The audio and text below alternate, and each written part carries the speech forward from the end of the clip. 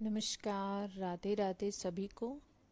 आज हम सुनने जा रहे हैं माता अनसुईया की महान गाथा। अत्रि ऋषि की पत्नी सती अनसुईया की कथा से अधिकांश धर्मालु परिचित हैं। आज हम सुनने जा रहे हैं सती अनसुईया की पति भक्ति की लोक प्रचलित और पौराणिक कथा, जिसमें कैसे त्रिदेव माता अनसुईया की परीक्षा लेने जाते हैं और बन जाते हैं नन्हे शिशु। एक बार नारद जी स्वर्गलोक में विचरण कर रहे थे। तभी उन्होंने तीनों देवियां माँ लक्ष्मी, माँ सरस्वती और माँ पार्वती को परस्पर में विमर्श करते देखा। तीनों देवियां अपने सतीत्व और पवित्रता की चर्चा कर रही थी। नारद जी ने मन ही मन कुछ सोचा और उनके पास जा पहुँचे। तभी तीनों माताओं ने उनके आने का कारण पूछा। नारद मुनि बोल पड़े, मैं भूभ्रमण पर गया था और वहाँ तो चारों ओर सती अनसुईया की ही बातें हो रही हैं। उन्हें अत्रि महामुनि की पत्नी अनसुईया के असाधारण पातिव्रत्य के बारे में बताया। नारद जी बोले, उनके समान पवित्र और पतिव्रता तीनों लोकों में नहीं है। यह सुनकर तीनों देवियों के मन में अनसुईया के प्रति ईर्ष्या होने लगी। तीनों देवियों ने सती अनसुईया के पतिव्रत्य को खंडित करने के लिए योजना बनाई। तीनों देवियों ने अपने स्वामी ब्रह्मा, विष्णु और महेश को इस योजना के लिए तैयार किया।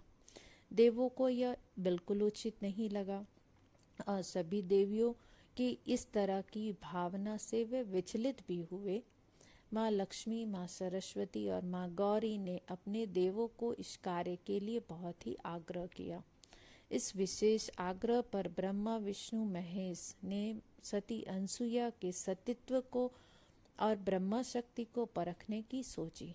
जब ऋषि अत्रि आश्रम में नहीं थे, कहीं बाहर गए हुए थे, तब ब्रह्मा, विष्णु और महेश तीनों यतियों का भेष धारण कर अत्रि ऋषि के आश्रम में पहुँचे और भिक्षा मांगने लगे। अतिथि सत्कार की परंपरा के कारण सती अनसुईया ने त्रिमूर्तियों का उचित रूप से स्वागत कर उन्हें भोजन के लिए निमंत्रित किया। लेकिन यतियों के भेष में त्रिमूर्तियों ने एक स्वर में कहा, हे साध्वी, हमारा एक नियम है, जब तुम निर्वस्त्र होकर हमें भोजन परोसोगी तभी हम भोजन करेंगे। अनसुईया असमंजस में पड़ गई कि इससे तो उनके पतिव्रत्य के खंडित होने का संकट है।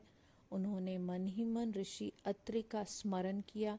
दिव्य शक्ति से उन्होंने जाना कि यह तो त्रिदेव ब्रह्मा, विष्णु और महेश हैं।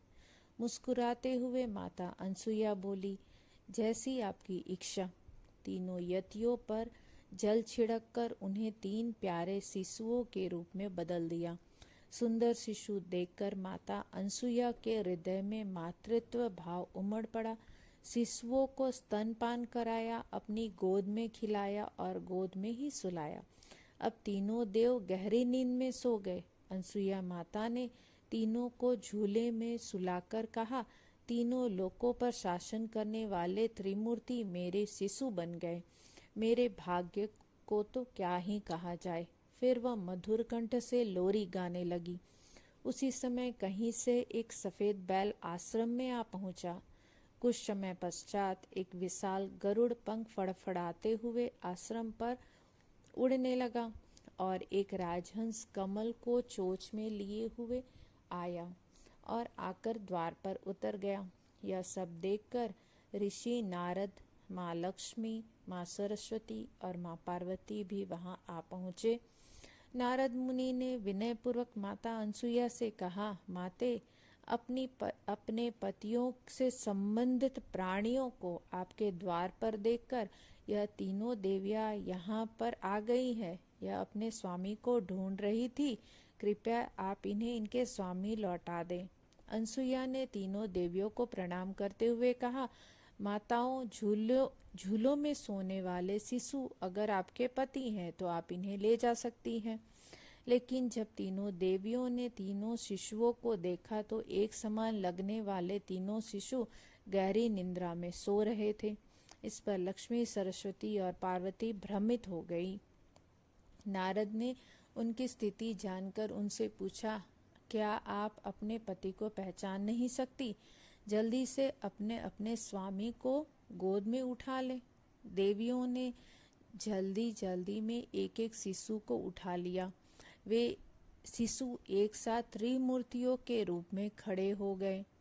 तब उन्हें मालूम हुआ कि सरस्वती ने शिव जी को, लक्ष्मी ने ब्रह्मा को और पार्वती ने विष्णु को उठा लिया है। तीनों देवियां शर्मिंदा होकर दूर जा खड़ी हुई। तीनों देवियों ने माता अनसुया से क्षमा याचना की और यह सच भी बताया कि हमने ही आपके सतीत्व की परीक्षा लेने के लिए अपने देवों को बाध्य किया था। हे देवी अनसुया, हमें क्षमा करो। तुम और तुम्हारा सतीत्व धर्म महान है। नारद ऋषि ने सत्य ही कहा था, तुम एक महान सती हो, पर हमारी ईर्ष्या के कारण हमने यह सब अपने देवों को करने के लिए बाध्य किया। तीनों देवियों ने माता अनसुया से प्रार्थना की, हे देवी, आप हमारे स्वामी को उनका वास्तविक रूप प्रदान करें। माता अनसुया तो कुछ देर तक उन तीनों शिशुओं को देखकर बहुत ही प्रसन्न होती रही। फिर प्रसन्नचित होकर माता अनसुया ने तीनों शिष्यों को उनके वास्तविक रूप में परिवर्तित कर दिया। माता अनसुया ने त्रिदेवों को उनका रूप प्रदान किया। तीनों देव सती अनसुया से प्रसन्न होकर बोली, देवी, आपका सतीत्व को हमारा नमस्कार। देवी, यदि आप कुछ मांगना चाहे तो अवश्य ही मांग सकती हो। त्रिदेव की बात सुन माँ अनसुया बोली, प्रभु, आप तीनों ही मेरे कोख से जन्म ले, ऐसा मुझे वरदान चाहिए, अन्यथा कोई भी वरदान नहीं चाहिए। तभी से वह माँ सती अनसुया के नाम से प्रख्यात हुई तथा कालांतर में भगवान दत्तात्रेय के रूप में भगवान विष्णु का, चंद्रमा के रूप में ब्रह्मा का तथा दुर्वासा के रूप में भगवान शिव का जन्म माता अनसुया के गर्भ से हुआ था। मतांतर से ब्रह्मा के अंश से चंद्र, विष्णु के अंश से दत्त तथा शिव के अंश से दुर्वासा का जन्म हुआ।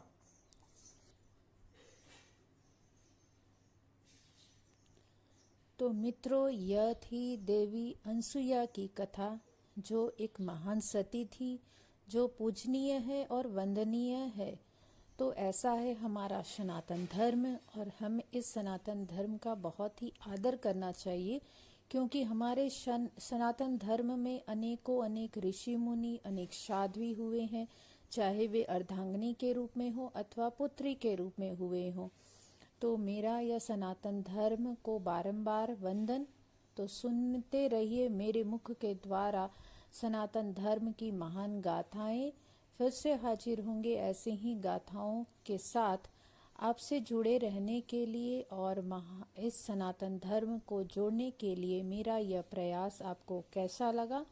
अगर आपको पसंद आया हो तो कृपया चैनल को लाइक, शेयर, सब्सक्राइब करें, नोटिफिकेशन का भी बेल दबाएं, और फिर से आपके साथ जुड़ूंगी बहुत ही जल्द। तब तक के लिए राधे राधे।